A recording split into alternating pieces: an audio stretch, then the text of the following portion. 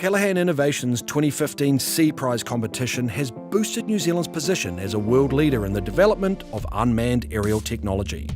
Callaghan Innovation's role is to help businesses succeed through technology and also help grow the high-value manufacturing and technology sector in New Zealand. So one of the successes of running a competition like the Sea Prize is you just don't know what some of the solutions people are going to come up with is. We talked with the film industry about what challenges they had with UAV drone technology. The areas they identified were, one, the ability to fly drones in wet, wild, windy conditions. Another one was around being able to autonomously track actors. A third one was around being able to record audio. As part of running the challenge, we can give these finalists access to our business advisors, to our technology experts. Callaghan Innovation's vision and expertise is powering up high-tech New Zealand companies, creating significant international commercial impact.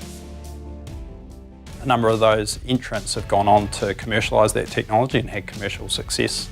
That's happened with Dotterel. Theirs is around noise suppression technology for drones. That's taken the drone out of drones. Since then, they've gone on to do an accelerator in Australia. They've done a funding round here for $500,000 and they're grown to about 12 staff.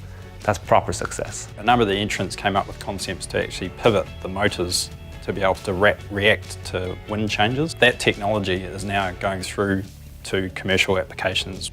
We're really proud to see the results from the competition and see these new companies forming and growing. We have a good model here for running technology challenge competitions. And we see the potential to run more of these in the future to help grow innovative, smart New Zealand companies. It gives a chance to kickstart the future on issues that matter today.